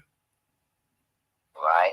And also too, I'd like to add that you mentioning that covers a vast ground. Right. Geographically, of territory, right. That Jesus had even spoke on it when he was speaking about that when they had to pay taxes back in his day. Right. He went to the water, went to the river, and told Peter, reach into the water and pull out a fish, and out of the fish he pulled out money out of the fish. And they were saying, is it lawful? The Romans was asking Jesus, always trying to trick him into questions about the system of men. Mm-hmm. And Jesus didn't come down here to deal with it. He said, I didn't come down here to change the law of man. To destroy it. To fulfill the law of my Father that has to do with man. Right. Okay. So he didn't come down here to change it or to fight against it. Right. That's why he had Peter go to the water. And when he pulled up the fish, it was coins in it. And he took the coins out of the mouth of the fish and he held it up and he told the Roman soldiers, he said, what subscription is on this coin? And it was a picture of Julius Caesar, right? Right. Because he was emperor of Rome. Right. And Jesus said, all right then, take this coin and render to Caesar what is Caesar's. Right. Render to God what is God's. Right. What is Jesus saying? He's not down here for all this stuff of man. Right. He's down here for to restore and to rebuild and to put back the kingdom of God. For it to be like on earth like it is in heaven. Okay? He wants them to know that money is not the object and the importance of things in the earth. This is all within the system of men because that's where the root of all evil comes from, because of the love of money that man has for money. Right. And he wanted them to know that that's not why he was down here. You know, he didn't come down here to change the law of man in any way. But he wanted us to know that this is not what this is all about. You know, and then when you look at our government systems today, you know, that's what it's all based on, you know, is the love of money and how powerful money is, you know, to where that it affects everything about man. And his system, you know, his system is built up evil, you know. The government system of man is of men, and it's all orchestrated and ran by the devil, okay? And the most effective group of people, like my son said, that is affected by it more than the secular world is the church world, the religious system of man, you know, that they sell and they pimp the word of God for their financial and for their monetary benefit and greed, you know. I watch it on TV all the time. I watch religious stations, and they ain't near one of them. They always talking about money, some form, shape, or fashion. And then they have the audacity to use my word, the seed. You know, plant your seed. What seed is they talking about? They talking about money. Mm-hmm. Then they go to the Old Testament about pay your tithes. Okay. Manipulating the people and using the people, you know, making them feel like that's the only way God will do for you, and that's the only way God will bless you is that you give out your pocket. Come on. Jesus ain't never asked for no monetary money for nothing. And the money that he had, which Judas Issachar, the betrayer, had and was in charge of, he was the treasurer, and that was for the poor. Jesus said, you always have the poor before you. You'll have the poor. There'll always be poor people in this world. Mm-hmm. Because of the greediness of the rich people and because of the love of money that man has for it, that he do not help his fellow man. And that's what he was referring to. You always have the poor with you. But he didn't care nothing about no money. He said, don't store up these things. You can't find these things in the spirit realm or in the kingdom of God. Don't store up your things here on earth where the moths do come in and corrode and eat and destroy, where thieves can break in and take and steal, and where you can lose your life for these materialistic things. He said, don't store these things up. My Father already has of what you need of, and he will provide everything for you that you need. And he did when he created the earth. But man greediness and selfishness, and because of Satan, you know, he knew what he was doing, you know. He couldn't tempt Jesus to bow down and worship him, but he knew that as time would go on, that once he had his part of himself into the body of man, that he would be able to manipulate and use man because of the things that they want, you know. And believe me, every time a person, when they have what they have, some kind of form, way, or shape, or fashion in the secular world that we live in, through the music industry and the business industry and the commercial industry and the international industry of everything that what man has to function, all have money to do with it, you better believe it's because of the love of it that they have for it. And they don't care about their fellow man. Because it's enough for everybody to have everything. God never made no short resources of nothing in the earth that he put in here. Look at all the food that is wasted on a daily basis, and that's just in this country. Right. This is the most wasteful country of all other countries on this planet. This United States is the worst country of its kind, and I'm an American. And I still say that it is, because it is. You know, I'm a child of God first, then I'm an American. Mm-hmm. I wasn't born no American. I was born a child of God. I'm a spirit being from the spirit realm. Just happened to be in this flesh. This is just happened the country God put me in to be born in. Right. I ain't proud of it. Not like I used to be, because this country had fallen real hard. Right. Last 100 years or 200 years with its people. How it done got so far away from God, you know. Now it's same-sex marriages. Come on. God said if he didn't deal with Sodom and Gomorrah for all the wickedness and sin that it did, he would have to go back and apologize to it. You think he's not going to deal with us? Then we can't understand why the things come upon us in this country that comes upon us. Right. God will deal with us. He's not no respecter of persons. He don't show favoritism to one country over another country.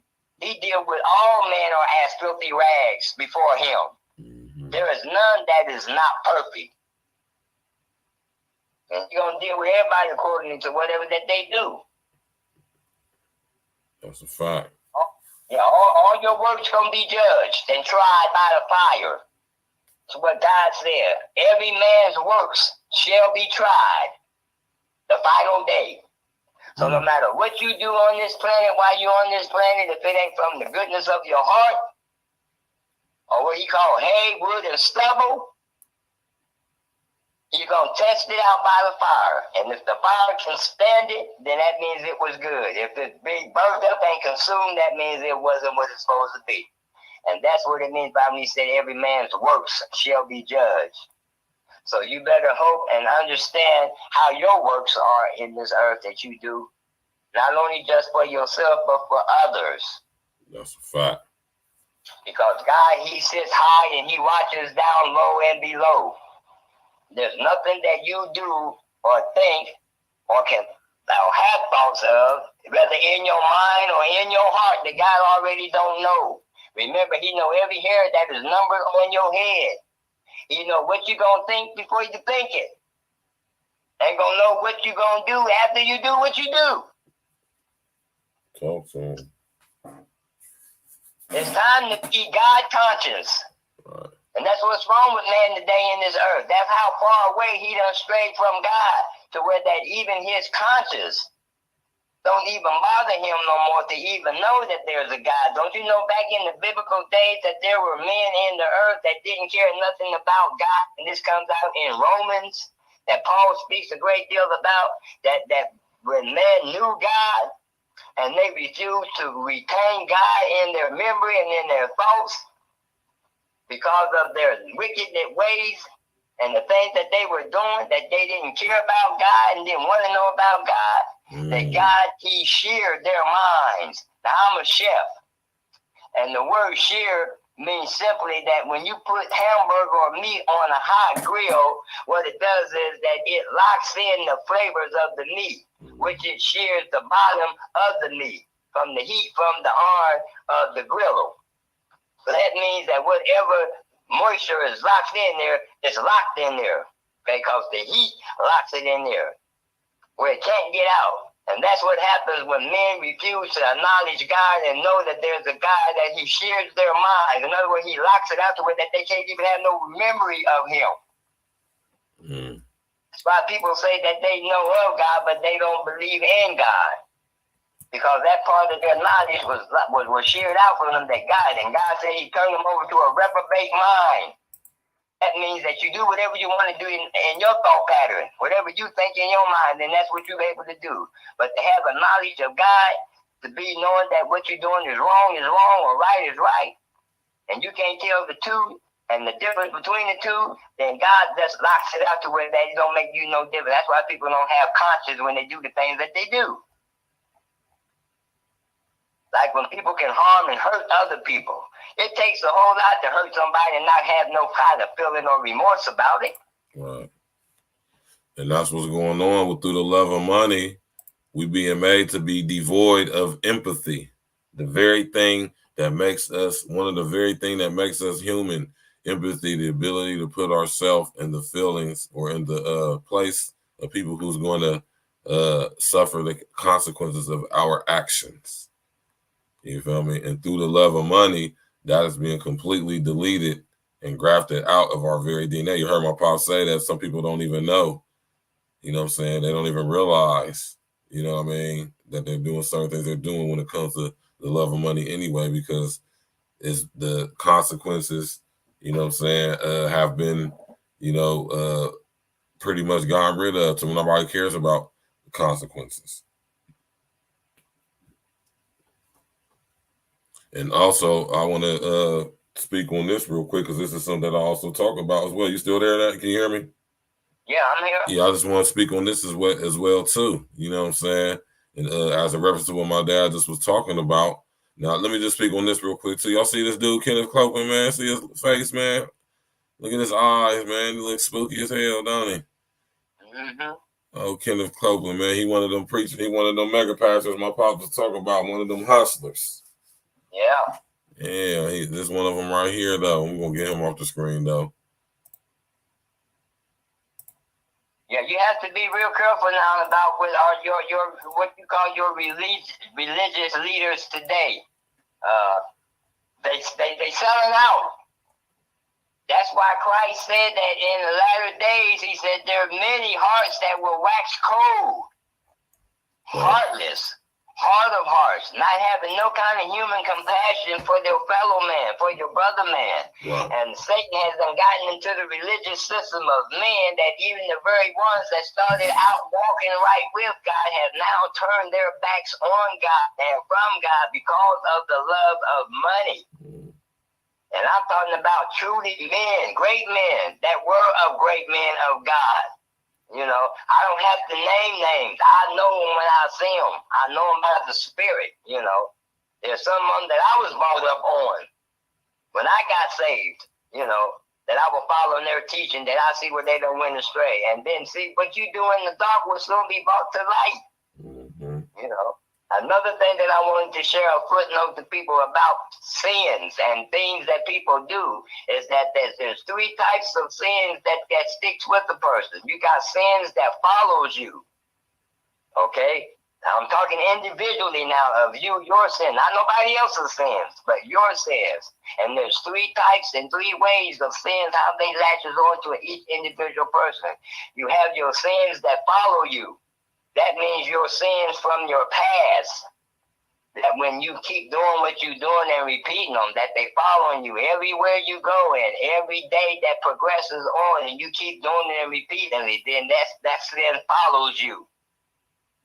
Then you have sins that are presently with you, sins that you are doing right now, every day right now, okay? Those are present current sins. That's the second type of sin that reaches onto you. Then there's the third sin, and that's the sin that goes up ahead of you, that you send out before you ahead. Now, you say, what do you mean by that, Brother Barry? I'm saying that those are sins that you think in your mind that you want to commit and going to commit and have not yet committed them. Then those are sins that goes forth before you. I don't know why that was for me to say that right now, but it was. I was just led to say that in my spirit to those who have ears to hear out there. So whatever's going on with you in your life, get it right. And I speak for myself as well. And me too. To me to just share. Yeah. A lot of people didn't know that. Right. But there's three types of ways that sin latches on to you. There's the ones that you have behind you, and the one that's presently with you, and the one that you send ahead of you. That's powerful. Like you say, check yourself. Yeah. Definitely check yourself, man, for sure, man. You can lie to me, you can even lie to God, you can even lie to anybody else. But one thing, never ever lie to yourself. Right. Because it'll always come back on you. Definitely will. So yeah, man, we thank y'all for coming out tonight, man. You know, so we had to break this one down, man, because I know a lot of people be confused. Like I said, this is one of the most probably misquoted, misinterpreted scriptures of all the scriptures. It really is. And it's only right that me and my pops sit up here and break it down like how we just did. So hopefully that y'all have a more wider and a better over and or outer understanding that is the love of money that is the root of all evil, not the money itself, because the money itself isn't even real. It is illusory in its essence, and it's illusory in its nature. Just like I tell people all the time, I ask people all the time, Pops, what gives money its value? The love of it. See what I'm saying? And let's correlate it into actual society. What? Yeah. Energetically, spiritually, what money represents, yes. What gives us its value in this reality is the love of it, or the energy you put towards it, give to it, right? But let's take it to actual reality. You know what I'm saying? What? Money's power, son. That's what it is. Yeah. Money is power. Yeah, but it's a false sense of power because it's illusory in its nature. Because it's the love of it that gives it its power, not the actual money itself. I'm gonna finish what I'm saying now. Now I say all this to say what I'm about to say, right? When you think about what gives money its value, now I'm about to connect it to the love of it, right? Think about what gives money its value. A lot of people will say, well, it's the money they got in Fort Knox, which isn't really there. The gold they got in Fort Knox was really isn't there. No, right? What gives money? Cash, paper, currency, the stuff we all have in our wallet right now and our accounts, even if it's digitally or electronic now. You know what I'm saying? Paper, cash, and all of that. What gives it its value? The system. What gives the financial system its value? What gives money its value? It is our belief in it, or the love we give to it. It's our belief in it, right? What gives money its value? How much of it is in actual circulation, meaning, right? Now, this is economics now, because if you do a study, y'all go do your due diligence on economics, right? The very thing that gives money its value is how much of it is in circulation, right? So with that being said, if the value of the money is determined off of how much of it is in circulation, or how much of it is actually produced and being used, paper, people believing that it has the value, or it has value, giving it love, attention, energy, that's what gives it its value. You know what I'm saying? But all at the essence, the actual money itself isn't even real. It's illusory, because when you go to the bank, right, and you deposit your money in there, man, you know, how is it that the bank is able to lend your money out 10 times what it's worth to how many other people at once? You know what I'm saying? And that's where the usury comes in. And this is how you know the money is illusory in its aspect. So what gives it its value is our belief in it, or our love for it, or love in it. Exactly. Because another thing too, son, when you think on it on that term, really, currency really has no value to it at all. It's only really by how much gold is really backed up by it. Yeah. Now that's the way the financial institution works, and look at it at money, doing a banking institution, okay? Right. This I know from just knowing economics, okay? We got Micro Kid in the building, all the way from Micronesia. Hey, Pops, we got this. We got the guy who's listening in, Micro Kid 691. He's from Micronesia, which is a group of 600 islands in the Pacific Ocean, in the Southeast Pacific. You know what I'm saying? And it's called Oceania. Right. You know what I'm talking about? So shout out to Micro Kid 691 in the building. Aloha, all the way from Micronesia in the building. Go ahead, Pops. Yeah, because I mean, really, the most valuable resources in the earth really are the minerals. Right. You know, I mean, when you look at it compared to currency, you know, I mean, what is really valuable and what is of richness is the minerals that are in the earth. You know, steel, iron, gold, diamonds, natural resources of the earth. You know, is where the value is at. Right. Money is the only thing that is just easily used to transfer.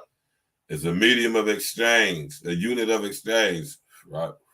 Exactly. So, I mean, this is what works most for the financial and the banking institutions. You know, is that they, and even now, it used to be that they would transfer money. You know, I mean, they still do it to local businesses, but far as on a vast, you know, structure. You know, now they do electronically. Right. But that still ain't where the value is at. It's not so much in the currency, but it's in gold that backs up that currency. Because if you don't have the amount of gold back up that currency ain't worth nothing. That's why so much paper is being lowered or being useless in other countries. You know, the dinero and other different international money, you know, how to lose value. That's because of the resources that they have to back it up. They are being hijacked. Low. You see, that resources on that, you know, their gold or whatever else that they have to back up their currency, you know, is that they depleting in that, in their natural resources, you know. Same way it is with this country. Whenever we run out of gold, better believe that that's when the dollar drops. That's when the value of currency drops in any country. It's because the resources that actually what they had to back up the currency is depleting.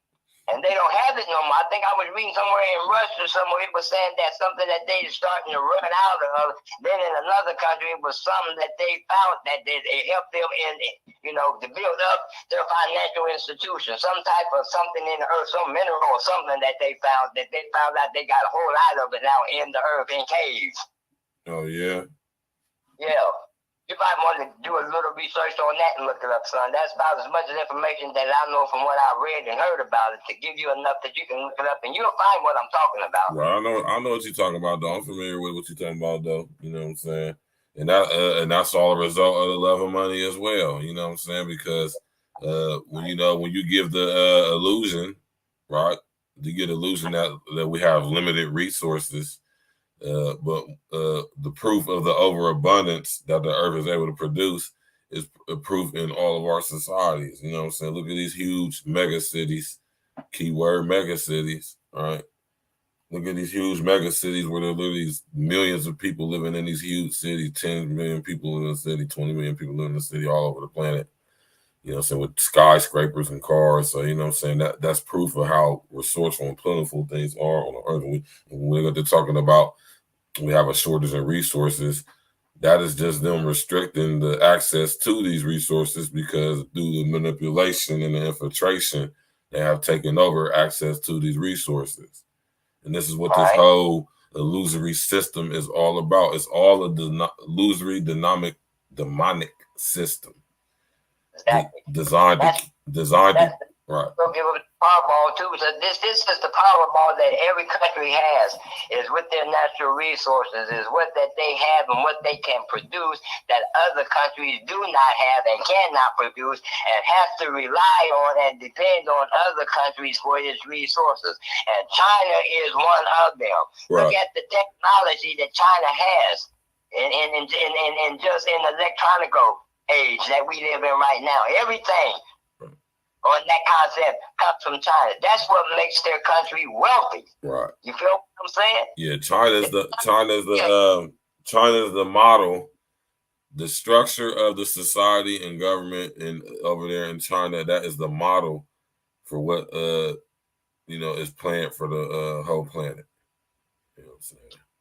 Right. Yeah. And that's a policy that the devil holds. Yes.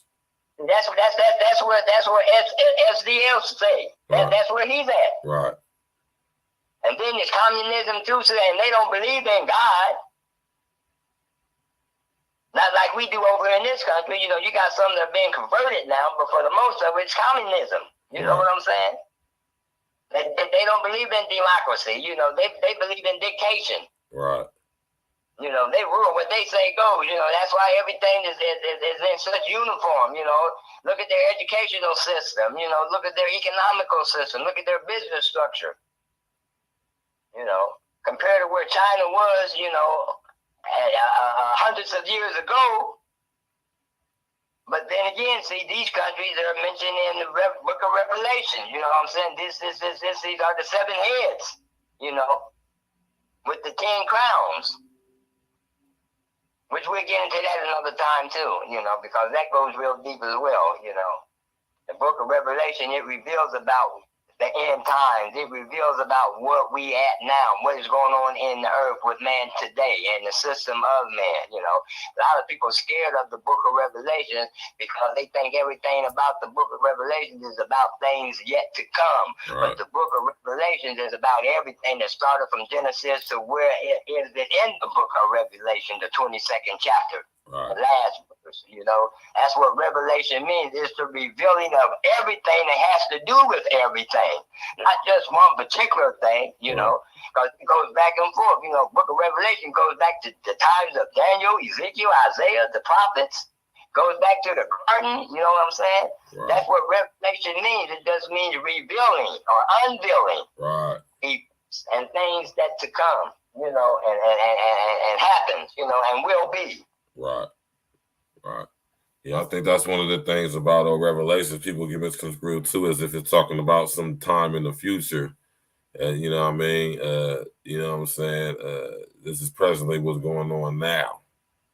Right here in the face. Shout out to Men Gardner on Wallace in the building as well, man. Thank everybody for coming through, man. We about to wrap it up, man. You got anything else you want to say in closing, Pops? We about to get on up out of here. Yeah, I'd just like to say, good night to everyone. Like I said, I hope everybody got something out of this. I would also like that later on in our future podcasts, if any of you two family got any particular subject or topic that they might want to speak on or want to know about, hit me or my son up and let us know, and we'll work on it and we'll bring it out, you know, because I like to also see what you think. I also want to know what you want to know, right, you know. And me and my son, we can help bring that out, you know. So if you have any suggestions that sometimes or anything particularly that you want to know or hear about, let us know. And continue to have a blessed week that's coming ahead for you all. I love y'all. I thank you, me and my son, for listening to us and being a part of this podcast, because without y'all, you know, it wouldn't be like it is, you know, and it would be even more impossible for it to be successful. But because of y'all play a great role and a part to contribute to this, so we look forward to it, you know. And you're our family, like we hope you are our family, and we're your family. So continue to do this and watch us both grow together and change the world. You know what I'm talking about, man. That's what's up, man. So I'll holler at you behind the scenes, Pop, man. I love you, man. And, you know, we're going to get together next Sunday once again, Miss Spiritual Roots Sunday. All right, then, Pops. I'll holler at you here in a second. All right. Love you all. Right. Bye-bye.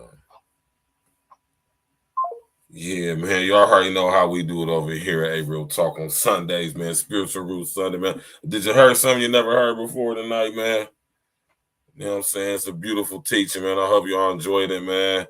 Of course, we going in every Sunday over here at A-Real Talk Podcast with the Spiritual Roots series with my pops. You know what I'm saying? And I think it was only right that we had this discussion, man.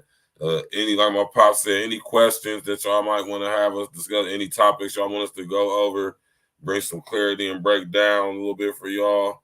You know what I'm saying? Go ahead, hit that email right there. I check my email numerous times a day, so y'all, I'm going to see it if y'all send it. And y'all more than welcome to send me an email for a suggestion for a topic for us to go in on, discuss, or any questions you may have. You know, so if you want to collaborate or anything like that, hit me up on the Gmail, man, or should I say on the Yahoo. It's not even, and let me erase that, y'all, because it's not even Gmail. I'm tripping. I'm bugging out.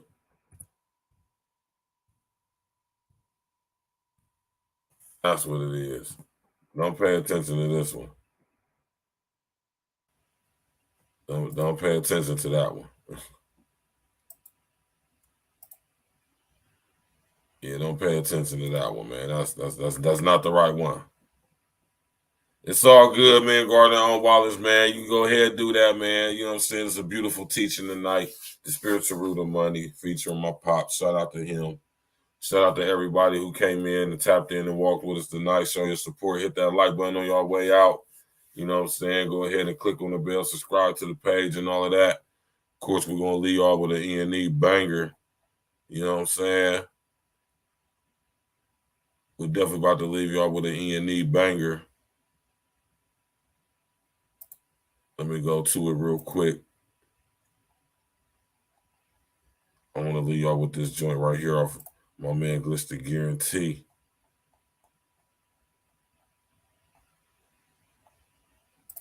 You know what I'm saying? We want to ride out to this song right here. You know what I mean?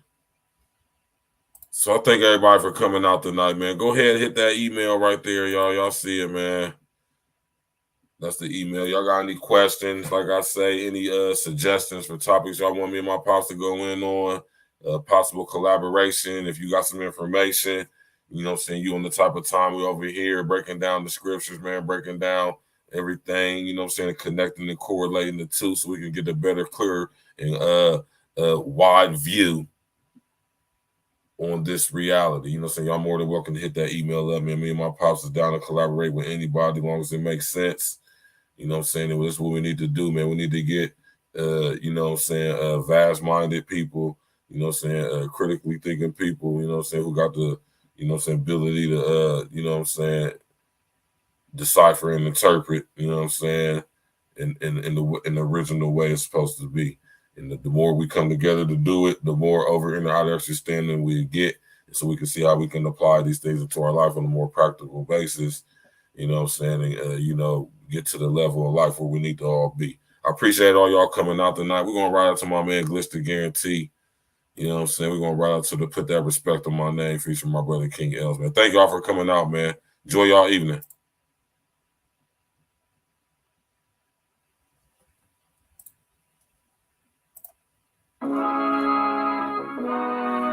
Yeah. Glitch the Guarantee. E&E. Up in smoke too. Only here for the money, nigga. Fuck the fame. Prices go up and down, shit like the stock exchange. One thing for sure, two things for certain. I know the game. One of the illest to do it. Put respect on my name. On salute whenever you speak on the cane. Told Glitch from the start, these mortals not the same. Three things for certain that would get you about the game. If I say it, I did it. Put respect Glitch, on my name. With these bars, I'm a problem. Put some respect on that. I'm climbing up for the title. Let's have a ladder match. Paid 21 for this tea. This is a savage pack. Blowing on the finest of trees. Wherever I be at, the Glitch, nigga. First they love me, now they hate me cause I'm lit, nigga. I done been through several cities blowing zips, nigga. All facts, I'm all that. Big bag of chips. These rap niggas be all cap. Cuban on me. Cost a nigga like 4 zips. Good with the hands. Watch me do a Mayweather dip. Niggas be too shaky for me. They got Shakira hips. Big blunts beat what I roll, and they to car thick. Lot of water under the bridge. I had to burn a boat. I'ma make you niggas wake up, cause I'm forever won't wake up. Glitch nigga, same nigga trying to stack some change. Only do me one favor, put respect on my name. Only here for the money, nigga. Fuck the fame. Prices go up and down, shit like the stock exchange. One thing for sure, two things for certain. I know the game. One of the illest to do it. Put respect on my name. On salute whenever you speak on the cane. Told Glitch from the start, these mortals not the same. Three things for certain that would get you about the game. If I say it, I did it. Put respect on my name. Being deadly, but the flow of enlightened. Only one God present. This ain't the clash of the titans. Painted mortal murals scripted from the ancient ones above. Back to future when it's faded vision, pictures of your love. Let them turn the lights off. I made diamonds from the pressure. This a tax write-off. My time's always restless. Red beam on your beam. Tell your prayers, leave a message. Now if I spin the block, it'd be more than for the record. Now it's always on course when it's time for my exit. What you do when you completed everything on your checklist? Set another grind. New clock, set another time. What you do when your brother line? Clean out your clutter mind. Shots fired, but on you was no gun residue. Who who's high, one the truth, one's never more than two. That's from my black Rivi crew, all black, bulletproof. Now I have them seeing too. I smoke cats in they root. Wait till the smoke cleared and you can see who is who. The respect on my name came strictly from the proof. Only here for the money, nigga. Fuck the fame. Prices go up and down, shit like the stock exchange. One thing for sure, two things for certain. I know the game. One of the illest to do it. Put respect on my name.